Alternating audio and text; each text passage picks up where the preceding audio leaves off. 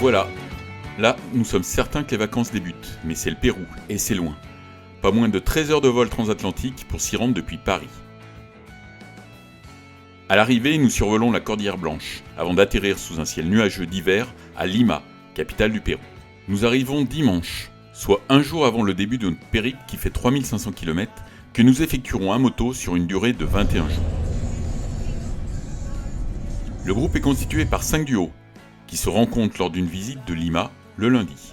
Un cas moto, c'est Papi, le chauffeur du 4x4 qui accompagne les motos, Jorge, le guide, et Nakari, la mécanicienne qui sera aux petits soins de nos montures.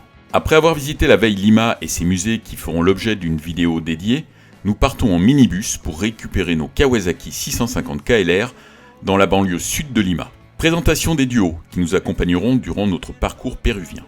Cette journée de roulage de 436 km sur la Panamérica n'a qu'un but, nous rapprocher de Nazca, qui est l'entrée culturelle de notre périple au Pérou. En hiver, cette route côtière est chargée d'humidité et nous découvrons les subtilités de la conduite au Pérou qui reste assez différente de celle en France, avec par exemple des camions qui restent sur la file de gauche. La Panamericana péruvienne n'est qu'une petite partie de cette route conçue en 1923 reliant l'Alaska à l'Argentine, qui traverse 12 pays ou 14 pays suivant le parcours revendiqué. Pour sa longueur, on parle d'une fourchette variant entre 20 000 et 48 000 km selon les tronçons, puisqu'aux États-Unis, cette route emprunte des réseaux secondaires non répertoriés et que le point final se situe soit à Buenos Aires, soit en Terre de Feu. Arrêt pour la pause méridienne à Paracas, ville où nous ferons un stop d'une journée lors de notre retour à Lima. Roré nous fait découvrir les moules gratinés et les produits de la mer de cette cité vivant du tourisme et de la pêche. Pas de péage pour les motos au Pérou, seuls les camions et les voitures payent leur dîme. La troisième file est l'exception pour doubler ce camion surchargé. Apprentissage du dépassement par l'accotement dans les villes pour remonter les files de camions. Impossible de remonter la file en doublant par la gauche, vu l'étroitesse des voies et la volonté des chauffeurs en sens inverse de ne pas vouloir vous laisser faire. Et toujours ces kilomètres de convoi de camions sur la Panamericana qu'il faut doubler. Roré nous fait découvrir une route secondaire qui passe par un col avec un tunnel à voie unique. Ce qui est assez déroutant, puisqu'il est impossible de savoir si une voiture est engagée, et qu'il est impossible de se croiser à deux voitures.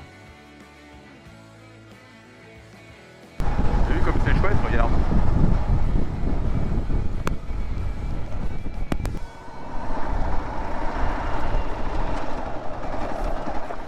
Nous arrivons sur l'un des sites de géoglyphes de Nazca, où un mirador au prix de 4 sols par personne, soit 1 euro, permet de voir 3 figures, dont le lézard, qui est coupé par la route, et l'arbre. Mais nous verrons plus tard qu'un vol en avion permet de mieux percevoir les lignes. Reprise de la route, et de son balai de camion avec cette fois-ci le péage, qui est pris dans la bonne file pour les 2 roues.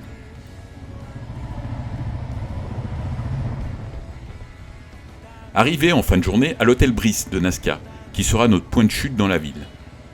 L'hôtel, qui est au centre-ville, comporte une petite piscine.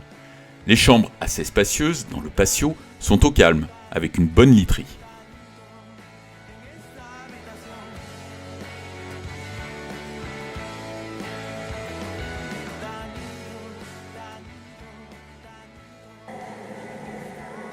Le soir, découverte du pisco sour, un marc de raisin accompagné de blanc d'œuf battu en neige, de sirop de canne et de jus de citron. C'est excellent.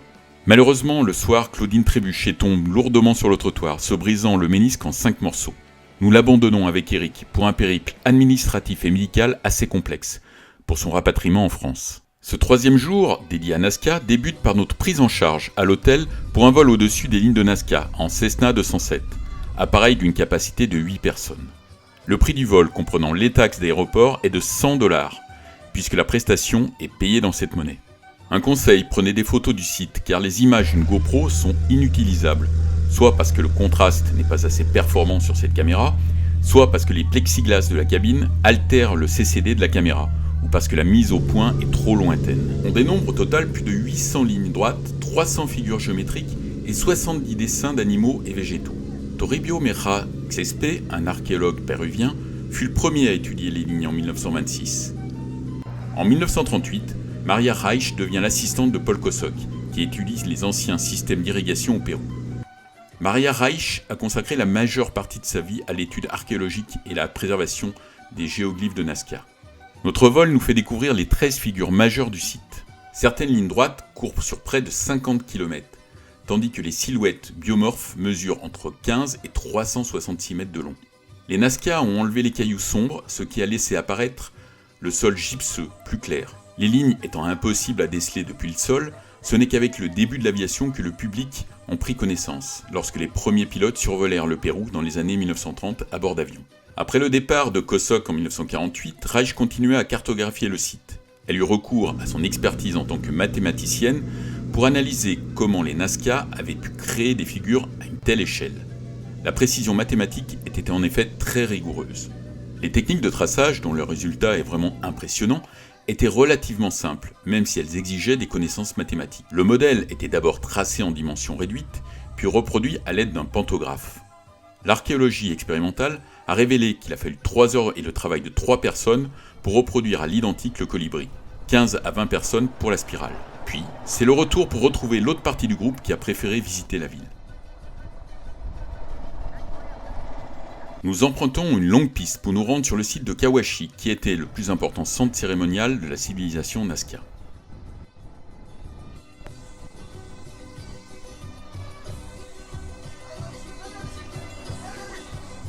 Sont-ils des pilleurs de tombes ou des archéologues ? Le groupe s'est interrogé sur cette présence au milieu de nulle part dans ce site archéologique majeur. Le site de Kawachi s'étend sur une superficie de 24 km². Il surplombe les géoglyphes de Nazca. L'archéologue italien Giuseppe Orefici a fouillé le site, par le passé durant des décennies.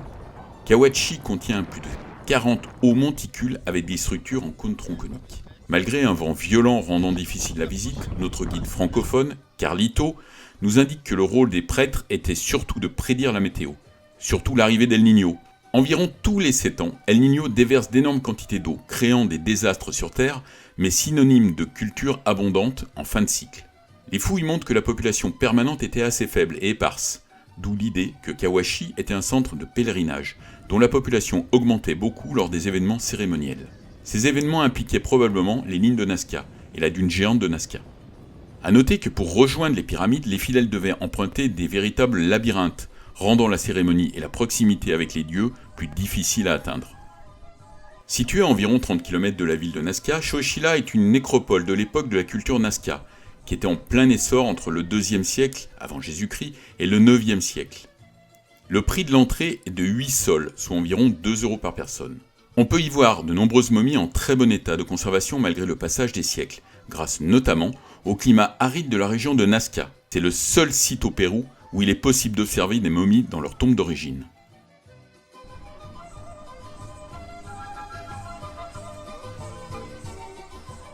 Retour sur Nazca, où après un excellent déjeuner, nous visitons le musée Antonini. Le prix de l'entrée est de 20 sols, soit environ 5 €.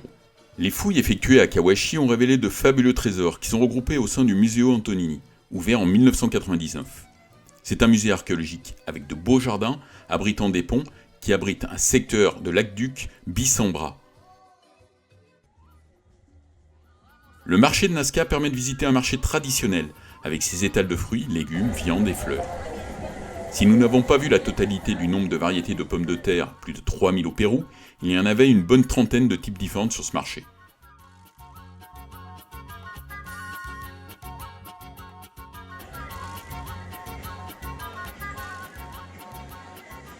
« 214 km sur la Panamericana, mais également sur des pistes de sable, pour ce 3e jour entre Nazca et Puerto Inca.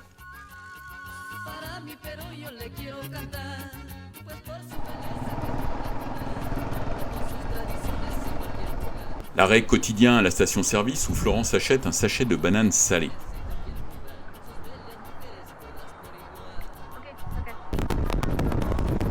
Après avoir doublé le 4x4 d'assistance et le sempiternel lève-toi pour passer les ralentisseurs, nous obliquons vers San Juan pour emprunter une piste empruntée par le Dakar lorsqu'il se déroulait en Amérique du Sud.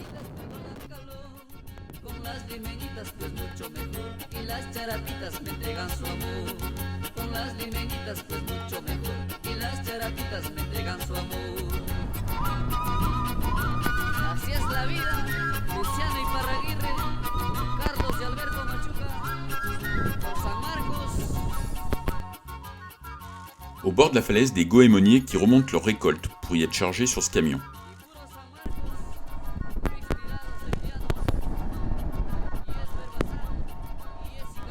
Le sable, qui est compact, permet de conserver nos passagères. Après avoir déposé nos sacs de sable préférés, nous roulons en solo sur des zones qui parfois réservent des surprises, avec du fèche-fèche piégeux.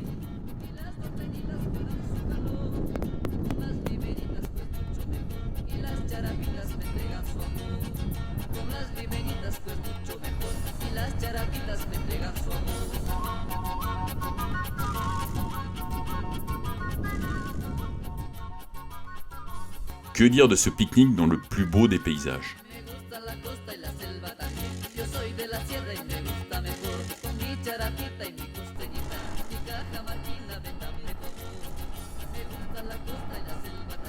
Christian découvre la conduite sur sable, d'où sa prudence, tandis que c'est une révélation pour Pascal qui découvre lui aussi la conduite hors bitume.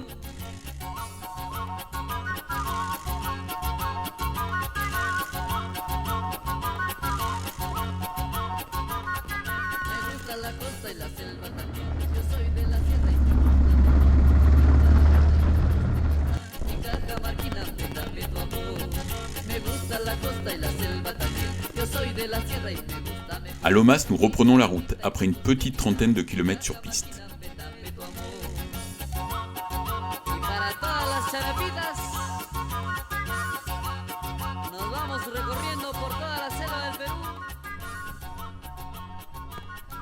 Nous découvrons une oliveraie géante au bord de l'océan. Nous nous arrêtons pour découvrir les produits du terroir. On voit clairement que le vent souffle fort sur cette portion entre Yoka et Puerto Inca. Heureusement, nous sommes à moins de 20 km de l'arrivée. Nous arrivons vers 15h à Puerto Inca, qui est le terme de cette journée.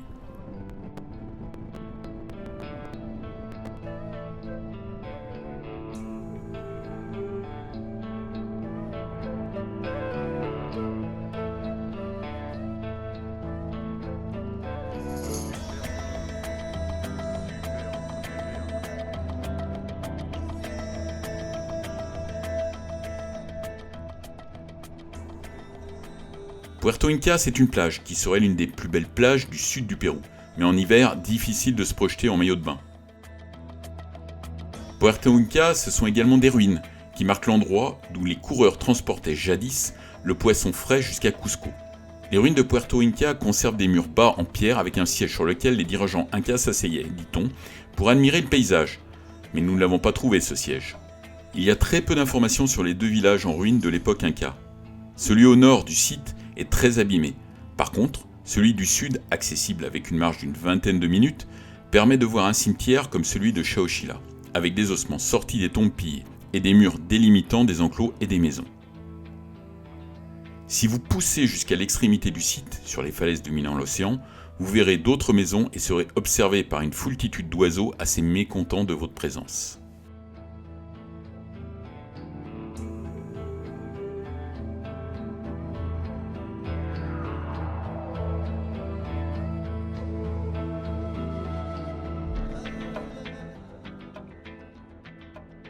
Dans l'épisode 2, vous pourrez voir notre périple qui se poursuit sur Arequipa et sur Puno, qui est l'entrée sur le lac Titicaca.